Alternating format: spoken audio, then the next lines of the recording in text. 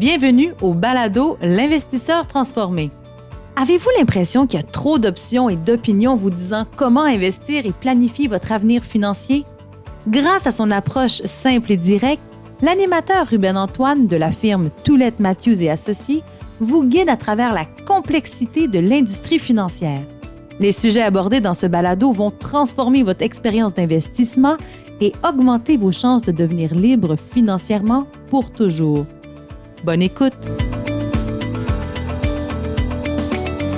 Bonjour mes chers auditeurs et auditrices. Mon nom est Ruben Antoine, votre animateur du podcast L'Investisseur transformé. Aujourd'hui, nous allons continuer avec notre série spéciale que l'on fait sur l'immobilier. Donc, pour ceux qui ne l'ont pas encore fait, je vous invite à aller écouter le dernier épisode où nous avons répondu à la question « Faut-il mieux louer ou acheter en immobilier ?»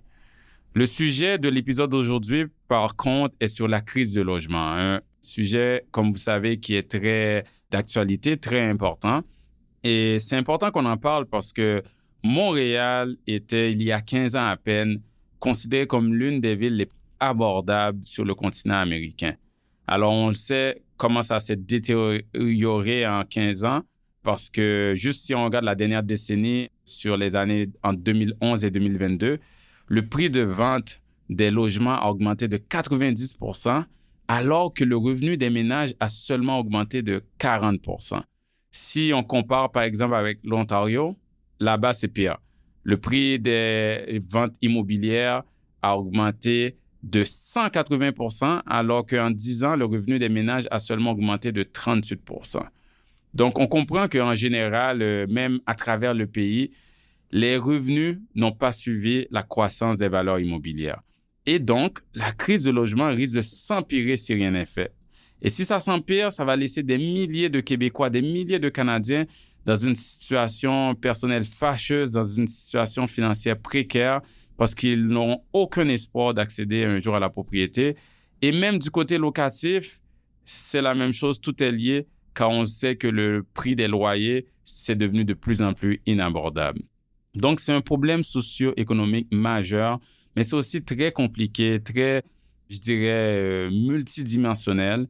Et pour en parler, nous avons invité un expert du nom de Adam Mongrain, qui est directeur habitation à l'organisation Vivre en Ville.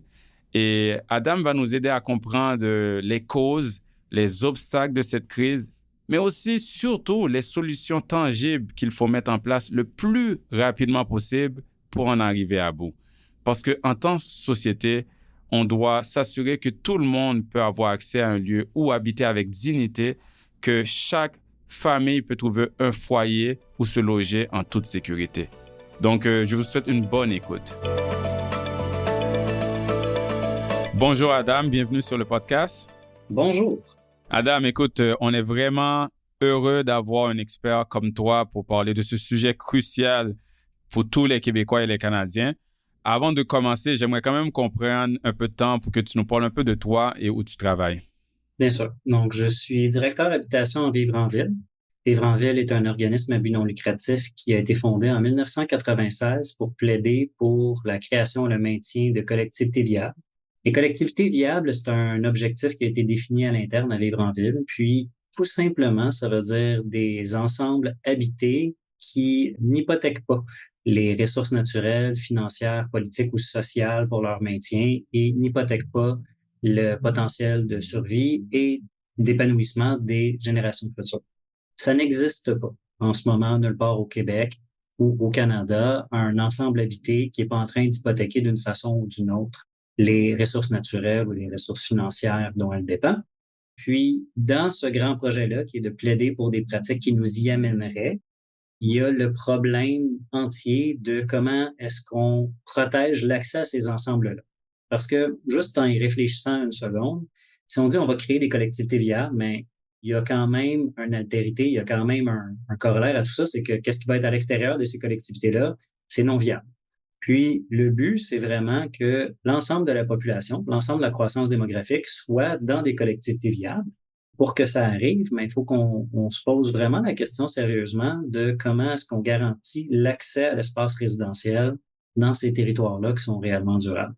Puis ça, c'est mon travail à Vivre en ville en tant que directeur habitation, de travailler avec mon équipe qui proviennent de toutes sortes de milieux sur comment garantir des conditions d'accès aux milieux habités qui sont durables au niveau environnemental, social et politique. Pourquoi le sujet de tout ce qui est l'accès ou l'abordabilité résidentielle, pourquoi c'est important pour toi? C'est drôle parce que c'est pas une fin en soi. Quand j'en parle avec les gens avec qui je travaille, je me défends souvent de la charge d'être quelqu'un qui est passionné par l'habitation. Puis l'image que j'aime donner, c'est que si on regarde quelqu'un qui est constamment en train de se gratter, on dirait pas cet homme est passionné par le grattement. L'idée, c'est que ça me préoccupe beaucoup l'atteinte à la liberté puis à la dignité des personnes qui est le contre-coup d'un système immobilier résidentiel défaillant. J'ai l'impression qu'on se prive collectivement puis individuellement d'énormément de richesse puis énormément de vitalité de la part de nos voisins, nos amis, nos proches, tout le monde avec qui on partage un peu l'air qu'on respire, en étant constamment dans une situation où nos conditions de vie, qui passent nécessairement par l'habitation, sont pas garanties ou qui nous gardent captifs dans des situations où on est obligé de déployer des efforts de plus en plus grands pour une qualité de service qui, elle, est égale ou décroissante. C'est pas parce que je suis passionné de l'habitation, c'est que j'aimerais ça que ce soit réglé.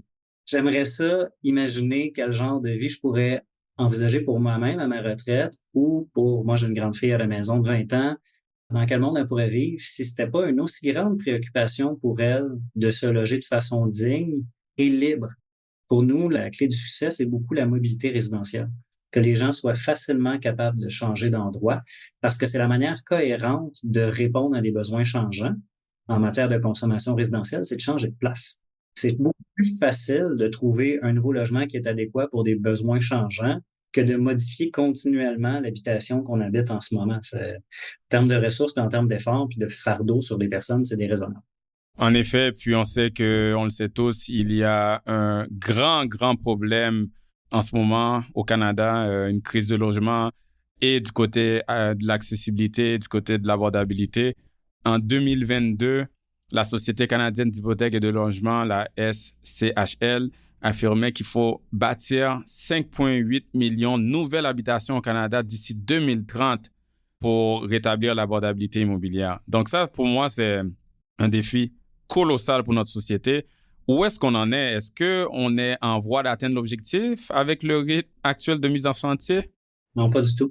La meilleure année de mise en chantier dans l'histoire du Canada, depuis qu'on regarde les statistiques au moins, c'est en 1976, où on a mis à peu près 180 000 unités en chantier.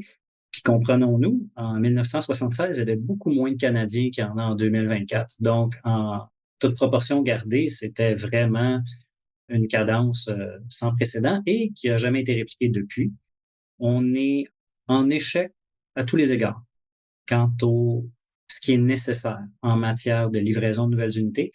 Un des petits détails méthodologiques qui est intéressant, dont on devrait peut-être parler plus, c'est que la mesure de notre activité, c'est beaucoup calculé comme des départs, comme des mises en chantier.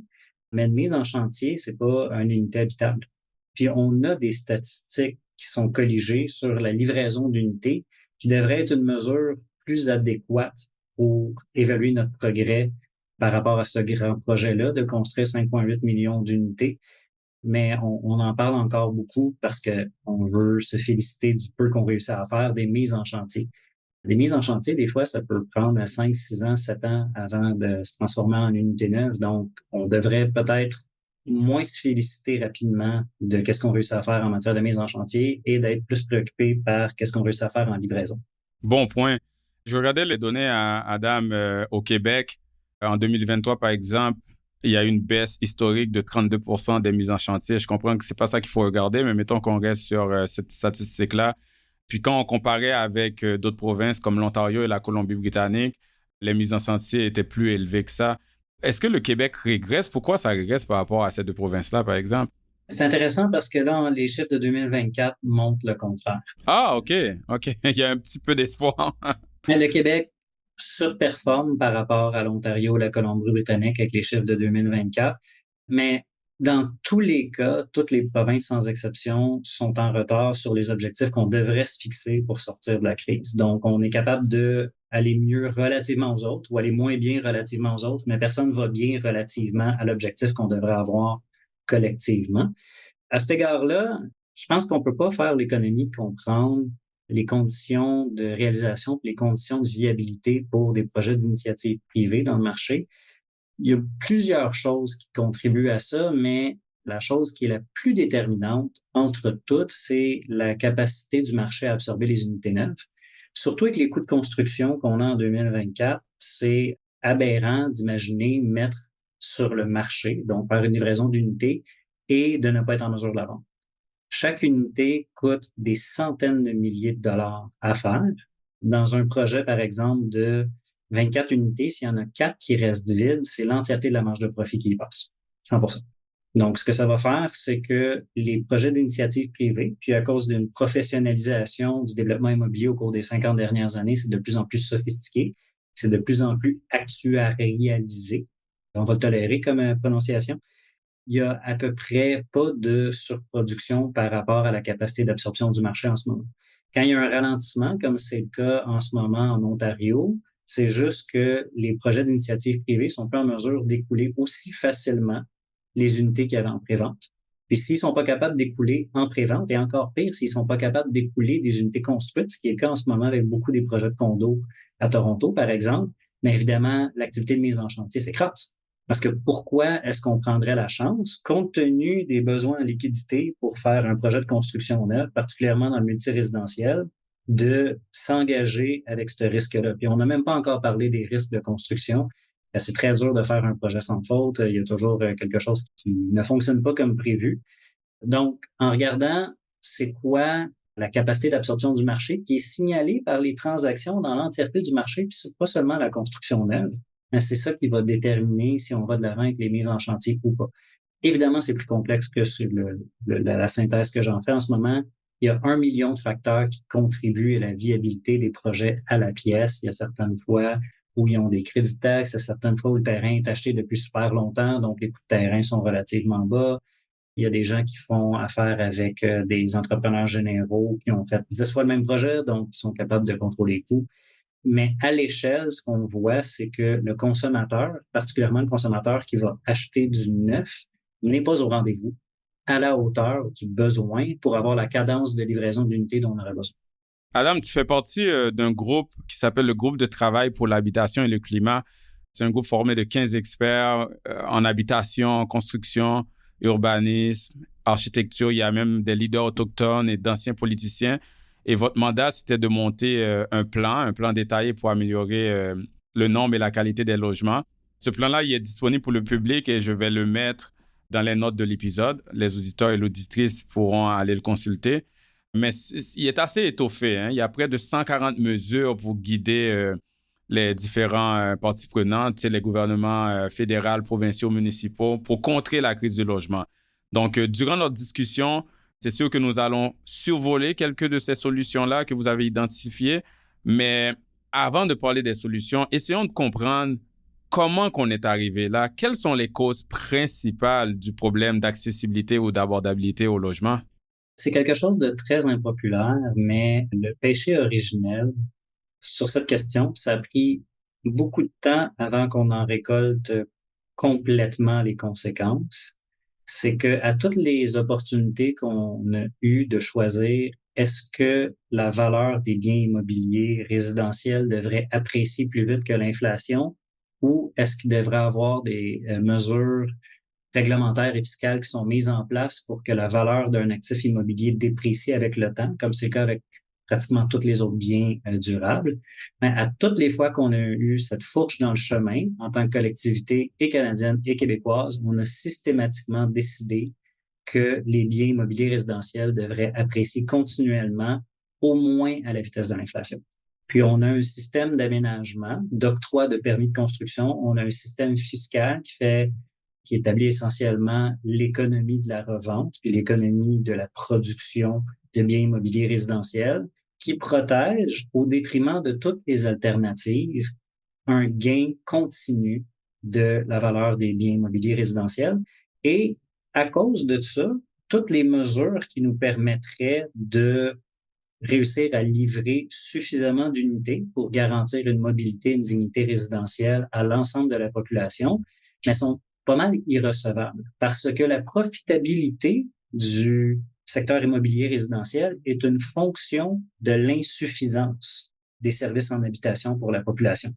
On n'est pas capable de revendre un bien usagé pour plus cher que ce qu'on l'a acheté si c'est un bien usagé qui est en quantité abondante dans le marché. Si j'ai la seule guitare du monde, puis je la mets à vendre sur Facebook, bien évidemment, je vais disposer essentiellement d'un prix de monopole. J'ai la seule guitare, je vais la vendre au plus offrant. On est un petit peu comme ça dans la situation du marché résidentiel.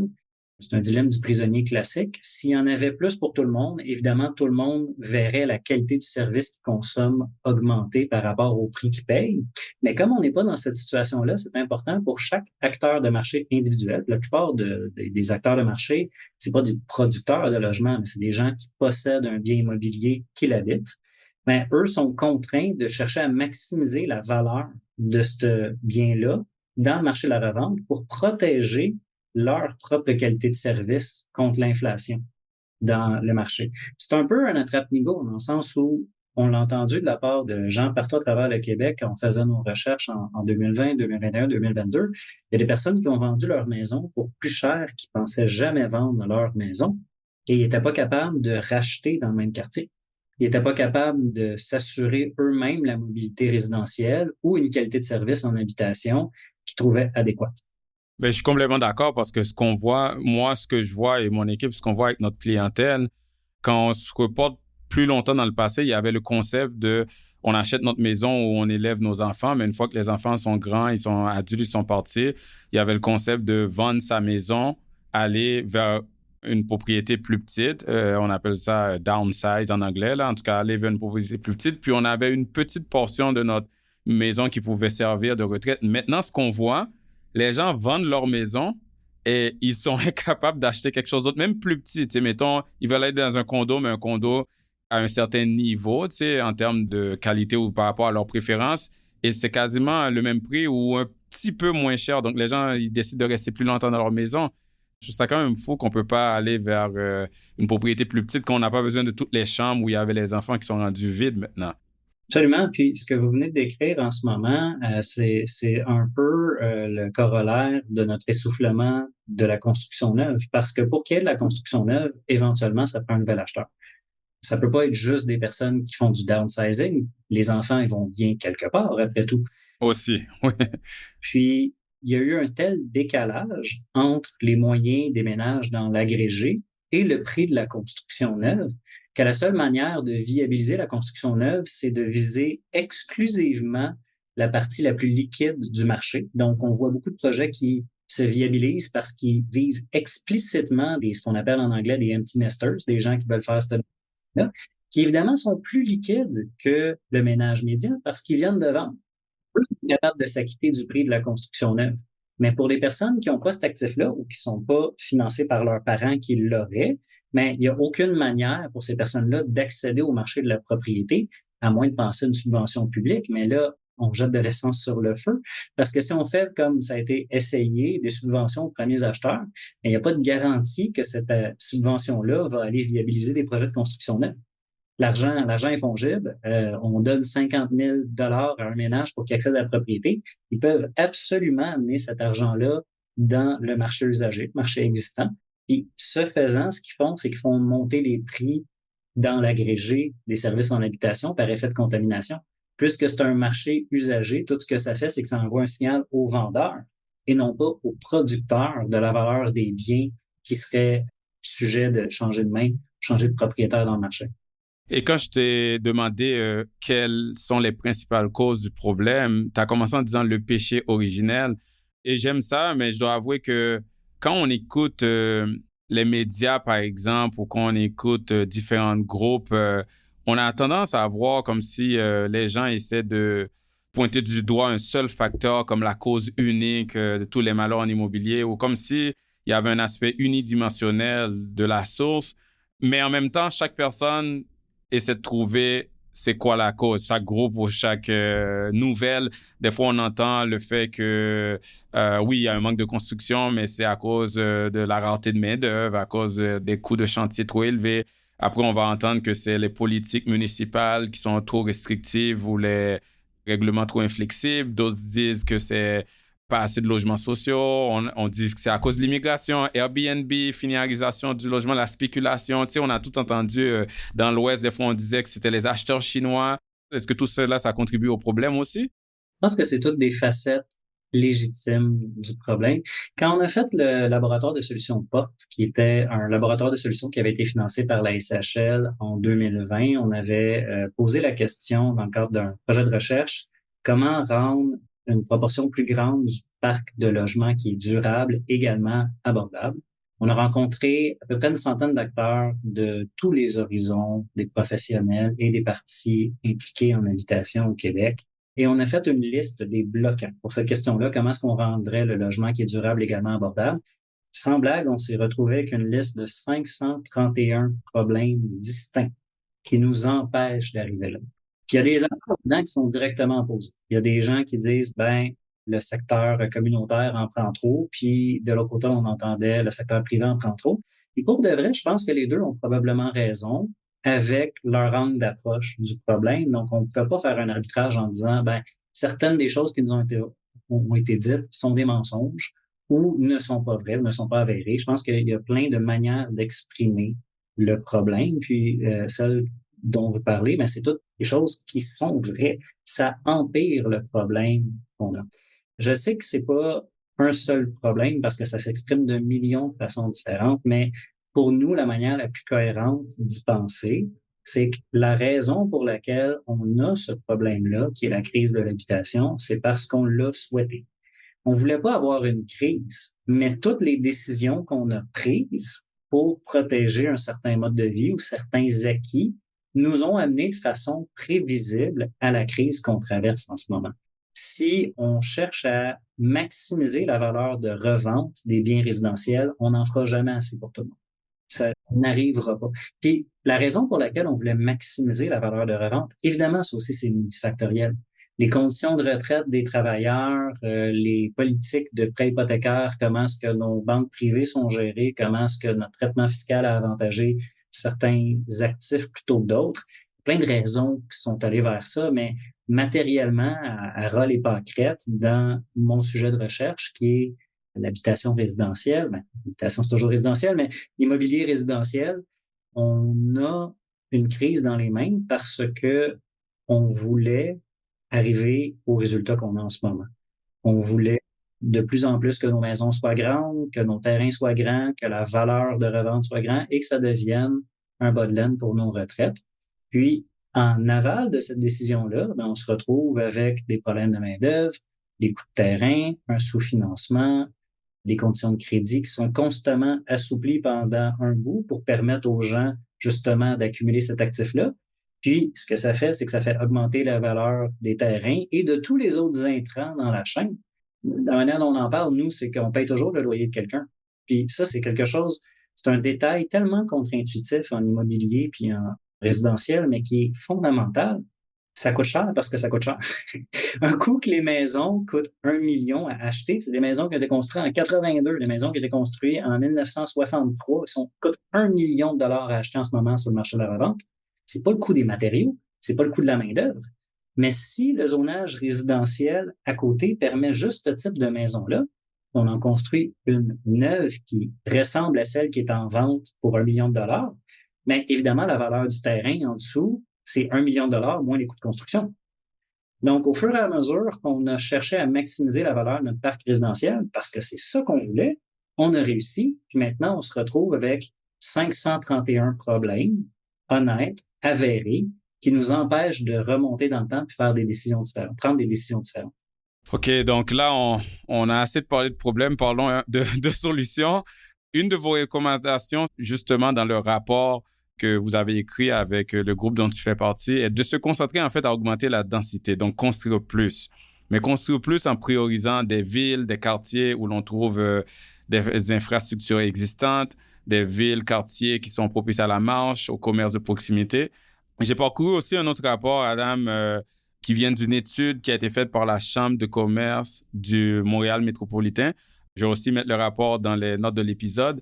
Et dans cette étude, ils disent la même chose. Ils disent une des solutions, c'est de construire plus, mais aussi de focuser la construction dans les TOD. Là, il y a un concept qui s'appelle TOD, TOD, pour Transit Oriented Development.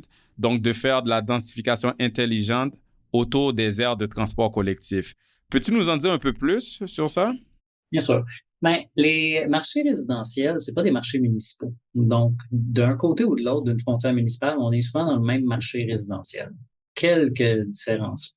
La raison pour ça, c'est que les vraies frontières d'un marché résidentiel où est-ce que les consommateurs cherchent à se loger, c'est des bassins d'emploi. Évidemment, on cherche à habiter proche de ses activités quotidiennes. Puis là, chef en tête de file, il y a l'emploi. Pour les personnes qui n'ont pas encore sur le marché du travail, souvent les campus universitaires irradient un marché résidentiel. Puis on sait que la situation étudiante, c'est un des facteurs qui a aggravé la crise parce que historiquement, les unités qui étaient vouées à des ménages avec des enfants, mais maintenant sont de plus en plus occupées par des ménages étudiants parce qu'eux sont capables de payer un loyer par chambre, ce qui n'est pas le cas des enfants, manifestement. C'est un sous-problème. Mais comme les marchés résidentiels, c'est des marchés d'emploi, ben, c'est cohérent de répondre au problème de la sous-offre en concentrant l'offre résidentielle proche des emplois. C'est là la vocation d'une densification intelligente autour des axes de transport en commun, mais encore mieux, près des emplois eux-mêmes. Il y a une demande qui est avérée. Le temps de transport qu'on passe soit dans le transport en commun ou dans nos voitures, c'est pas quelque chose que les gens souhaitent tant que ça. C'est pas si populaire que ça, passer du temps en transport, même si la voiture reste quand même extrêmement populaire. Donc, dès qu'on donne la chance aux gens de réduire le temps qui passe entre les endroits, les gens vont choisir avec tous les moyens qu'ils ont à leur disposition. Donc, c'est là qu'on devrait voir le plus de mouvement, de création de ménages et de changement d'endroit dans la population, si on donne lieu à cette densité-là. Puis, en second plan, même si c'est aussi important, les coûts collectifs en infrastructure, si on les fait pas en densité, mais c'est hypothéquer gravement nos perspectives d'avenir. Ce que ça nous coûte collectivement, avoir un réseau routier qui permet aux travailleurs de faire du navettage vers leur lieu d'emploi, on n'en paye pas la facture en ce moment. Puis on voit le déficit accumulé d'entretien des infrastructures, on le voit de plus en plus fréquemment. Ça, c'est les factures impayées qui commencent à venir avec intérêt. Et si on continue à créer cet aménagement-là pour les travailleurs et leur permettre de faire du navettage de plus en plus grand, de plus en plus coûteux au niveau environnemental et au niveau des infrastructures, ben, on va essuyer ces paiements-là avec intérêt pour le restant de nos vies. Ça va être impossible pour nous d'imaginer qu'on ne sera pas dans une situation où est-ce qu'on est constamment inondé ou en train de subir des travers comme des feux de forêt ou du smog ou une détérioration juste comme de nos conditions agricoles au Québec, dont on va nécessairement dépendre tôt ou tard. Donc, la raison première, c'est la demande est là. Concentrons la création de logements là où les gens doivent être à cause de la concentration de leur activité. Et deuxièmement, si on ne le fait pas, ben, on le fait à crédit et on n'aura jamais les liquidités pour payer ces décisions-là plus tard. Mais pour moi aussi, et puis je suis complètement d'accord, mais c'est aussi le gros bon sens financier. Là. Moi, je suis un gars de la finance. Je regarde tout ce qu'on a investi en tant que société en transport en commun quand on parle des gros projets comme le prolongement de la ligne bleue qui coûte 6,4 milliards, le REM qui coûte 7 milliards. Une des façons de rentabiliser ces projets-là, c'est justement de créer de la demande, donc de focuser, de concentrer les usagers à côté de ces infrastructures-là pour qu'ils les utilisent. Donc, pour moi, c'est du gros bon sens qu'il faudrait aller vers là. Et en plus, je sais que dans votre rapport, vous parlez beaucoup, oui, de l'habitation, mais avec une sensibilisation écologique, parce qu'il y a tout le côté climatique. Aller créer des nouvelles villes plus loin, c'est de l'étalement urbain.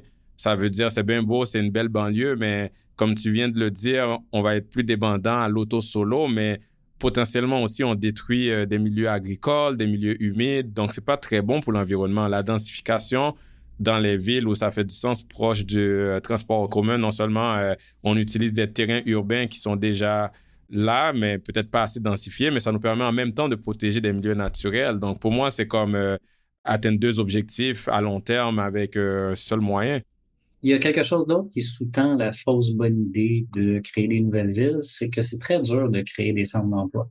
Ça peut arriver avec des grandes industries, comme là, par exemple, les projets de la vallée de la transition énergétique. Ça va arriver. Comme on va créer des centres d'emploi, puis il va y avoir un nouveau marché résidentiel pour les travailleurs qui vont là.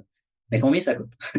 Comme combien ça coûte en subvention créer ce genre d'activité-là industrielle? C'est à peu près inconcevable. Je veux dire, je pense que les humains sont pas bons pour comprendre c'est quoi 1 milliard de dollars.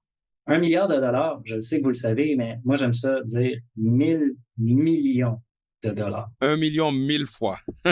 Exact. 1 million 1000 fois. Là, on voit comme projet d'investissement collectif de 7 milliards de dollars dans telle région. Ah, bonne nouvelle, excellent. Comme on a réussi à créer des emplois, on va avoir un marché résidentiel.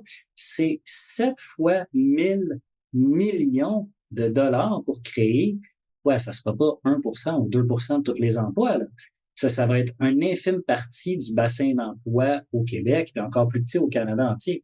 Fait que la manière la plus économique ou la plus efficace de créer des emplois, c'est de laisser l'initiative privée, l'entrepreneuriat, profiter des effets de réseau qui arrivent juste quand on a une assez grande concentration de travailleurs et d'infrastructures publiques. Et nécessairement, ça veut dire profiter des villes qui sont déjà en place. C'est l'idée qu'on va réussir à dire, ah ben écoute, puisque les marchés résidentiels, c'est des marchés d'emploi, on va créer des nouvelles villes avec des nouveaux marchés d'emploi. Ça a l'air d'une bonne idée, mais les chiffres ne se tiennent pas. C'est extrêmement difficile de faire apparaître des emplois qui sortent de nulle part comme ça. Bon point.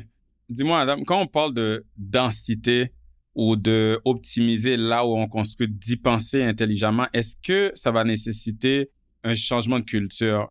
Je vais m'expliquer. Tu sais, moi, je vais juste raconter une anecdote rapidement. J'ai vécu à Londres, en Angleterre, dans un mini appartement construit en annexe d'un autre grand immeuble à logement. Et on s'entend, Londres, c'est pas la ville qu'on nomme comme exemple d'être la plus abordable, mais il y a quand même, je peux le dire, une grande densité et diversité de types de logements. Donc, on peut quand même trouver son compte. Il y en a un peu pour tous les différents budgets. En tout cas, de ce que j'ai remarqué, mais aussi quand on regarde certaines données. Est-ce qu'il faut aller là? Est-ce qu'il faut que la population oublie un peu le modèle de banlieue typique nord-américaine avec sa maison détachée unifamiliale, son entrée privée, sa grande cour? Est-ce qu'il faut être plus ouvert à revoir les quartiers où maintenant on doit accepter qu'il faut qu'il coexiste des maisons individuelles, des maisons en rangée, des propriétés subdivisées avec des ajouts, des annexes? Il y a différentes façons d'augmenter la densité, mais est-ce que justement les gens doivent être ouverts à ça? Parce qu'on n'est pas habitué avec ça ici en Amérique du Nord. Je pense que si on prend la question au sérieux, ça dépend de ce qu'on veut en tant que société. Par exemple, si on imagine quelqu'un, on va lui donner un nom comme Bob. Bob, il n'existe pas, mais supposons que Bob est au Québec en ce moment, puis la volonté de Bob, c'est d'avoir un grand terrain gazonné, des autoroutes qui lui permettent d'accéder facilement à son emploi sans trafic jamais. Donc, il doit être 5-6 voies de large et de pouvoir, dans le fond, vendre sa maison le plus cher possible. Mais Bob ne se trompe pas à propos de ce qu'il veut. Pour de vrai, qu'est-ce qui est important pour lui? Puis, si on se dit comme, est-ce qu'il faut changer? Est-ce qu'il faut accepter la densité? Mais ça dépend qu'est-ce qu'on veut pour nous-mêmes puis qu'est-ce qu'on veut pour les autres. Si les gens au Québec ne veulent pas changer leur mode de vie, on ne peut pas les forcer. Notre position à nous, c'est qu'on a plus à gagner qu'à perdre en imaginant une nouvelle façon d'habiter le territoire. On pense que si on était capable de créer assez d'espace pour tout le monde, ça veut nécessairement dire moins d'espace par personne, parce que économiquement, le territoire n'est pas infini, mais que c'est pas grave, parce qu'on serait capable d'imaginer facilement changer d'endroit au fur et à mesure que notre situation de vie change. Qu'on se marie, qu'on a des enfants, qu'on divorce, qu'on veut avoir un chien, qu'on veut plus avoir de chien, qu'on veut se rapprocher de la famille parce qu'elle est vieillissante, peu importe. On veut avoir la liberté de poursuivre nos opportunités en éducation ou nos opportunités professionnelles sans que ça vienne avec un coût monstrueux. Vous savez, pour l'anecdote, qu'il y a beaucoup d'employés de la Ville de Montréal qui n'habitent pas à Montréal parce que malgré les très bons salaires de la fonction publique montréalaise, ils ne sont pas capables d'habiter à Montréal. Puis, il y a peut-être des personnes dont on se prive dans plein d'industries, pas seulement évidemment à la Ville de Montréal, mais plein de personnes qui aimeraient ça contribuer à notre productivité collective, qui ne font pas ce mouvement-là vers les emplois où ils seraient les plus productifs parce qu'ils ne sont pas capables de se le permettre à cause de combien ça leur coûte accéder au territoire. C'est notre proposition, nous. Comme on a plus à gagner qu'à perdre en acceptant de vivre ensemble de façon différente. On va pouvoir avoir plus de temps pour nous-mêmes si on n'a pas besoin de travailler 50, 60, 70 heures par semaine pour payer notre hypothèque. On va avoir plus de choix sur comment est-ce qu'on veut vivre et avec qui on veut vivre si on n'est pas contraint de dépenser tout l'argent qu'on a pour la seule option disponible. Mais ça ne veut pas dire que ça fait consensus. Et quelqu'un qui ne veut pas de ce qu'on propose est pas mal informé.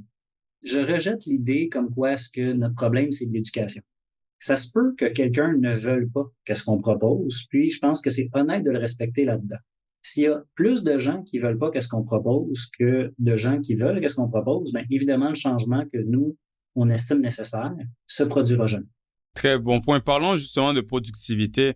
On l'a mentionné plus tôt, il faut construire 5,8 millions de nouvelles habitations d'ici 2030. C'est un objectif ambitieux. Et pour y arriver, il va falloir être beaucoup plus productif. C'est juste si on définit la productivité en étant la capacité de produire plus avec les ressources existantes ou mieux avec moins de ressources, mais le Canada est l'un des pires pays en ce moment du G7 en matière de productivité. On est en dernière classe en étant en avance seulement de l'Italie.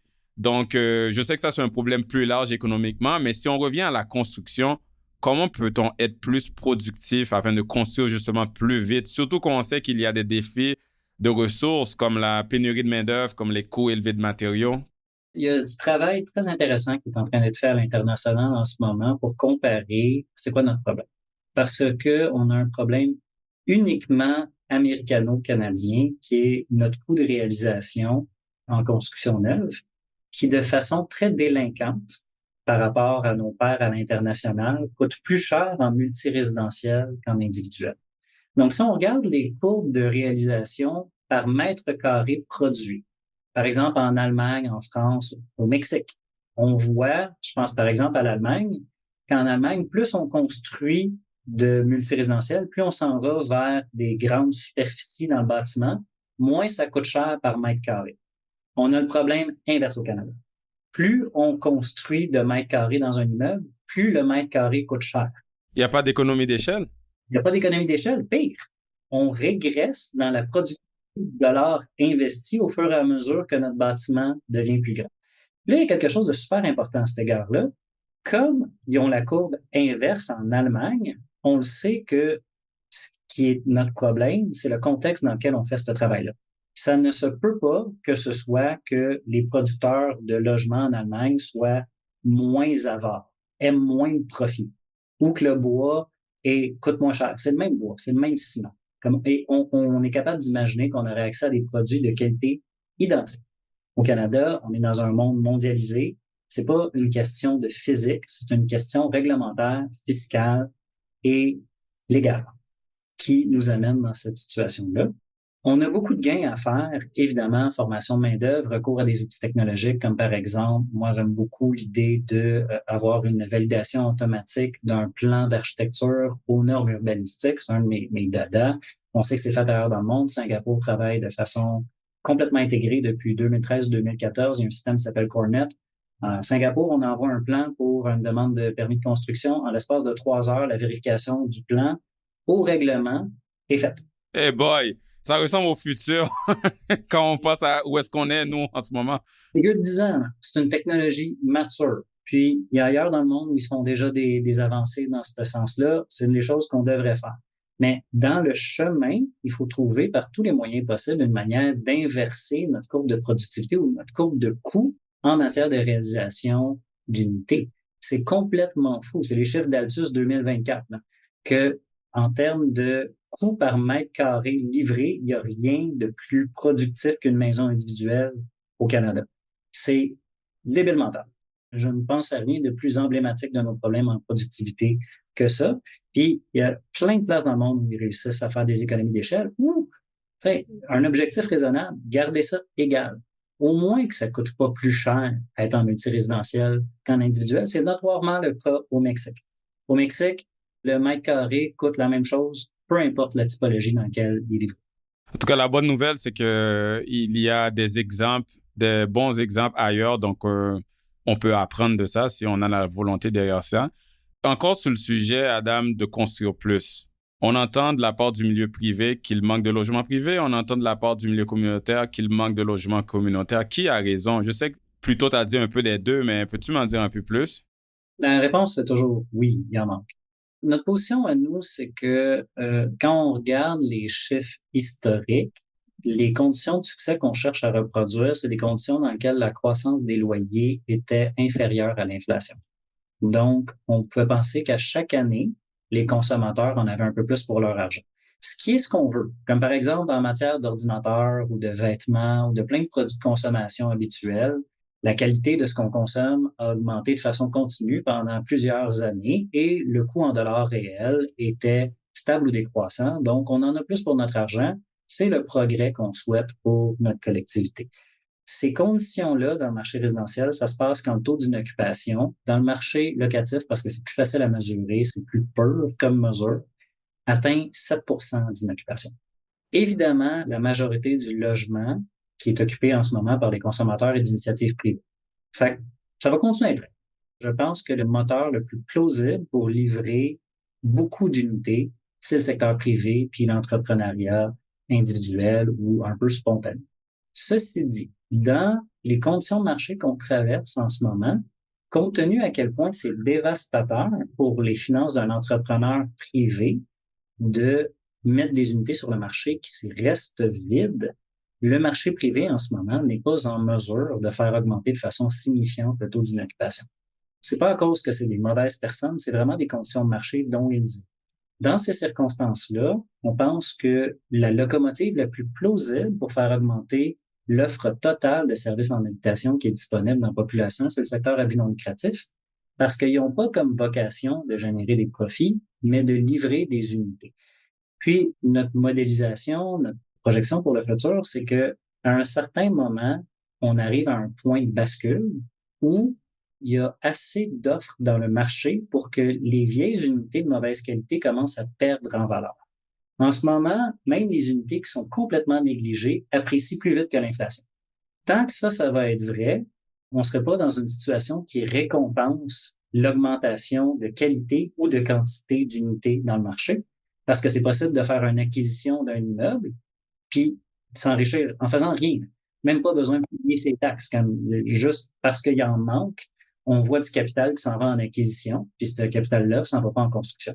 Donc, au fur et à mesure qu'on va réussir, et c'est un gros chantier, puis ça va être très dur, je parle pas de quelque chose à court terme, mais qu'on va réussir à valoriser l'apport d'un secteur à but non lucratif pour venir casser la logique de rareté qui domine en ce moment dans le marché.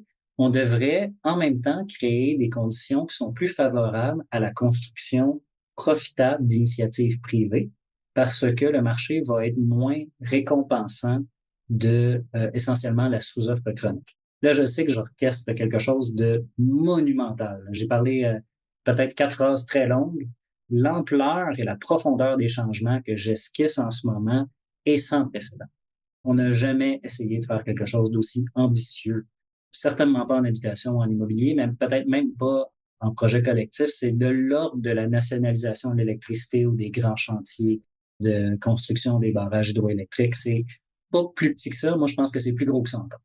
Mais c'est la mesure réelle des efforts qui sont requis pour avoir un marché résidentiel qui ressemble à celui pour lequel on plaide quand on parle de 5,8 millions d'unités.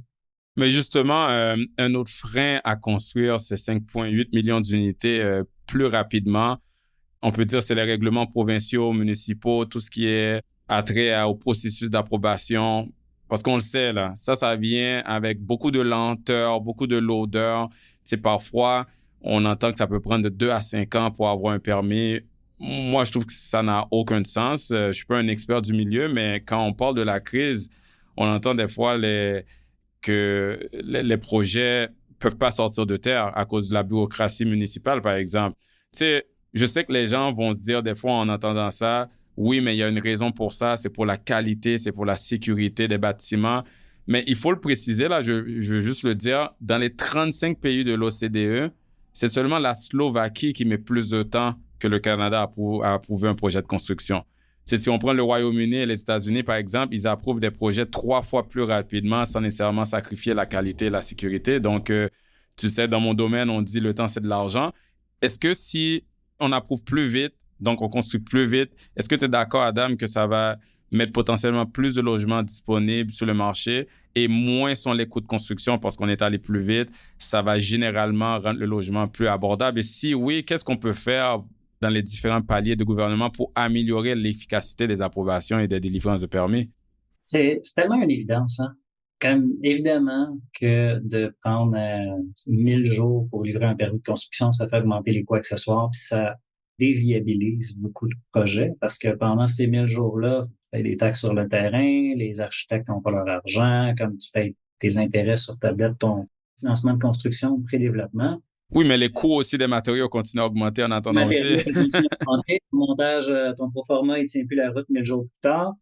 C'est tellement une évidence que je pense que ça vaut la peine de se poser la question comment on s'est rendu là, puis pourquoi est-ce qu'on est si délinquant à cet égard-là. Puis, je sais que je reviens beaucoup, puis je concède que ce n'est pas la seule raison, mais oui, le Canada est parmi les plus lents à émettre des permis, et le Canada est également le pays qui taxe le moins les profits issus de la vente d'une maison. Ces deux choses-là vont ensemble. Puis, quand on pose la question à la population, oui, les municipalités sont en chemin pour la délivrance de permis, mais quand les gens qui votent dans les élections municipales se font poser la question, est-ce qu'il devrait y avoir plus de construction à côté de chez vous? Mais la population d'électeurs au Québec a tendance à répondre non. Donc, les politiciens municipaux ont un effort de leadership à faire, mais pourquoi est-ce qu'on pourrait leur demander, pourquoi est-ce qu'ils nous écouteraient quand on leur dit sacrifiez votre carrière politique, adopter des positions impopulaires qui vont faire fâcher vos électeurs et récolter ce que vous avez semé dans maximum 4 ans. Il y en a certains au Québec qui font preuve de ce leadership-là puis qui ont un bassin électoral qui soutient, mais c'est pas la majorité. Et aux endroits où est-ce que ça a été posé clairement comme question, est-ce que vous voulez de la densification? Les citoyens ont eu tendance à répondre absolument pas. On n'en veut pas. Donc, on pense qu'il y a un rôle pour le provincial. Aux endroits où est-ce que ça a fonctionné, c'est l'échelle nationale qui a lissé les conditions de réalisation et ça a donné une réduction des coûts de construction. Donc, on a des précédents. Le Japon, c'est mon préféré. Au Japon, il y a 13 zones. Il y a 13 zonages total pour le Japon, au complet. À Longueuil, je pense qu'il y en a 6. Oui, mais pour le pays au complet, il y en a 13. Oui, et c'est des poupées russes. Donc, tout ce qui est permis dans la zone 5 est permis dans la zone 6. Ça me fait capoter parce que à Montréal, il y a 19 arrondissements. On parle de Montréal, là, une ville. Il y a 19 arrondissements qui ont chacun, leur propre réglementation, leurs propres contraintes. Donc, si il y a un promoteur immobilier qui a 2 projets dans 2 arrondissements différents, c'est comme s'il opérait dans 2 pays. Puis là, on parle juste de Montréal. Tandis que là, tu viens de me dire au Japon, pour tout le pays au complet, moi, ça me fait capoter. Ça a fonctionné en termes de production de logements au Japon. Puis, il y a plein de raisons pour ça. On peut pas juste utiliser l'exemple du zonage puis dire ça explique tout, mais en termes d'activité, ils ont livré plus d'unités par 1000 habitants qu'à peu près nulle part ailleurs dans le monde, alors qu'ils ont une décroissance démographique. Ils réussissent quand même à livrer plus de logements neufs par 1000 habitants. On n'a pas toutes les réponses, là, évidemment, mais je pense que c'est important de le souligner. Aux endroits où est-ce que ça a fonctionné de créer un contexte favorable à la construction résidentielle, ce n'est pas venu du palier municipal. Le palier municipal a un rôle à jouer, mais souvent les mains liées. On a une grande conversation, veut pas, à propos de ces choses-là, à tous les 4 ans sous la forme d'élections municipales. Si la Ville de Montréal, par exemple, disait, on retire tous les pouvoirs de zonage aux arrondissements et on se donne un contexte qui est favorable à la densification, mais ça veut dire qu'il y a des endroits très prisés à Montréal. Par exemple, des quartiers qui, en ce moment, sont beaucoup occupés par des maisons individuelles. Je pense à Antique, qui sont proches des métros Sauvé, Henri Bourassa, mais ils feraient l'objet d'énormément d'intérêt de la part du redéveloppement. Puis, on verrait beaucoup de déconstruction et de reconstruction et de changement d'échelle dans le quartier. C'est pas tout qui serait rasé en même temps, mais il y aurait de l'activité. 2 ans, 3 ans et demi plus tard, on a une élection. est-ce que les gens qui sont là en place vont récompenser tout ce changement? Mais c'est un peu le problème aussi parce que tout ce côté de l'acceptabilité sociale, là, tu sais, de temps en temps, on voit des exemples sortis dans les médias où un petit groupe, des fois, c'est même pas une majorité du quartier parce qu'il n'y a pas beaucoup de personnes qui nécessairement vont dans les rencontres ou utilisent leur pouvoir de référendum, mais on voit des exemples d'un petit groupe dans un quartier qui s'oppose à un projet. Tu sais, on appelle ce concept-là pas dans ma cour. Tu sais, les gens veulent pas d'un immeuble quelconque dans leur cour, mais quand il y a des gens, un petit groupe d'une dizaine ou quelques dizaines de personnes qui bloquent un projet de construction, je vais aller dans les extrêmes, là, parce que c'est ça qu'on voit des fois. Des fois, c'est simplement parce que on va moins voir le coucher du soleil ou parce qu'on, bon, OK, on a peur du trafic supplémentaire, mais des fois aussi, c'est la mixité sociale. Tu sais, les gens ont peur de ce qu'ils connaissent pas. Quelle personne va habiter dans cet immeuble-là alors qu'il y a juste des maisons unifamiliales? Moi, je travaille dans le West Island. Il y avait un exemple à Pierrefonds, en fait, où un petit groupe de citoyens, quelques dizaines de personnes avaient réussi à bloquer un projet de 111 logements. Et si je me rappelle bien, peut-être je me trompe, c'était un projet qui avait une mixité communautaire et privée, mais c'était à côté de la station Sunnybrook du REM. Donc, si les gens connaissent ce milieu-là, c'est un milieu qui a besoin d'être un peu ravivé. Tu sais, c'est un peu un secteur dévitalisé là, à côté du boulevard Gouin. Donc, certaines personnes pourraient voir ça comme c'est bienvenu, ça va aider à revitaliser le projet. Ben non, ça a été bloqué. Donc, tu sais, Adam, moi, je suis pour, dans une démocratie, que les gens devraient avoir une voix, surtout si c'est pour des changements qui sont majeurs dans leur communauté, tu sais, qui va affecter leur milieu de vie. Ça, je comprends ça, mais est-ce que c'est vraiment optimal de voir des projets et privés et sociaux se faire abandonner parce qu'une minorité de personnes utilisent leur pouvoir référendaire pour bloquer tout ça? Tu sais, on parle du pouvoir municipal qui pourrait être changé, mais est-ce qu'il faut dépolitiser tout ça, justement, pour que les acteurs politiques, comme tu viens de dire, ne sentent pas la motivation d'agir parce qu'ils ont juste peur de perdre leur place dans 4 ans? Tu sais, c'est un peu déplorable, non? Je pense pas que c'est un manque nécessairement de courage, dans le sens où les personnes qui s'impliquent en politique, en général, c'est des personnes honnêtes et animées par des idées, puis essaient sincèrement d'améliorer la situation. Pour améliorer la situation, particulièrement dans un appareil gouvernemental, c'est très dur de le faire si on n'est pas au pouvoir. Comme les partis d'opposition sont pas tellement écoutés, les conseillers qui sont pas dans le conseil exécutif des villes n'ont pas beaucoup de pouvoir. C'est quand même important pour quelqu'un qui veut améliorer la situation de maintenir son accès au pouvoir. Puis, je pense pas que c'est toutes des personnes qui sont avares de pouvoir ou qui sont mégalomanes. C'est juste la réalité de notre système de gouvernance. On se rend plus loin dans notre réflexion en parlant d'une décohérence ou d'une incohérence plutôt dans notre gouvernance. On pose la question aux gens qui sont déjà sur le territoire, qu'est-ce qu'ils veulent? Les gens qui sont déjà sur le territoire ont tout à gagner de voir des infrastructures, des nouveaux parcs, de voir la demande pour leur propre maison augmenter, de voir leur accès aux emplois et aux services s'améliorer. Ils n'ont pas grand-chose à gagner d'arriver de nouvelles personnes. Même si sur le long terme, ça veut dire que fiscalement, la ville est plus équilibrée, donc est plus à même de soutenir, par exemple, des nouvelles bibliothèques, garderies, écoles, etc. Dans le court moyen terme, les bénéfices sont pas tellement là. On perçoit l'arrivée de nouvelles personnes comme une division de l'espace et non pas un gain pour la collectivité. Puis, l'incohérence de gouvernance, c'est que les personnes qui bénéficieraient des unités résidentielles qui n'existeront pas sont jamais sondées. On ne demande pas aux personnes qui habitent à Laval qu'est-ce qu'on devrait faire à Montréal, même si les personnes qui sont à Laval aimeraient peut-être ça, habiter à Montréal, mais dans notre attribution des pouvoirs, on ne donne parole aux personnes qui sont déjà... Qui sont déjà là, ouais. Puis c'est extrêmement dur à dépasser comme limite. C'est pour ça qu'aux endroits où ça a fonctionné, c'est venu du niveau national. Parce que c'était un projet qui bénéficiait à l'ensemble de la population d'avoir un contexte qui est moins jeu à somme nulle. Donc, on est capable d'avoir un projet à grande échelle dans ce sens-là. À l'échelle micro, les impératifs de gouvernance et d'attribution des pouvoirs sont très défavorables au genre de changement qu'on voudrait voir se passer spontanément. Adam, si on passe aux nouvelles propositions de la ministre de l'Habitation, France-Hélène Duranceau, qu'est-ce que tu penses des nouvelles propositions?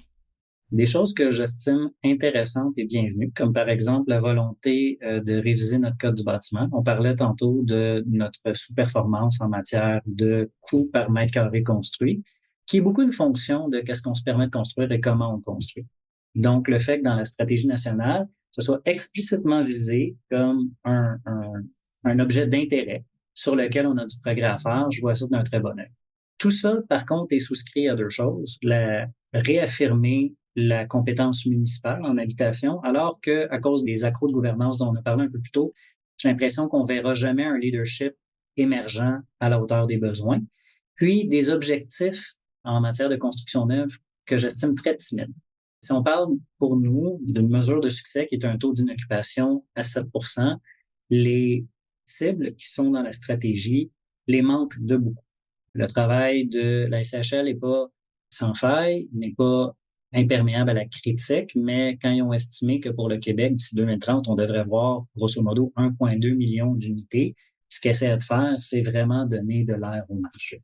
Avec 560 000 unités, on va se garder peut-être une narine à l'extérieur de l'eau, mais certainement pas en situation comme nous on souhaite, de mobilité et de dignité résidentielle pour toutes les personnes qui habitent ici.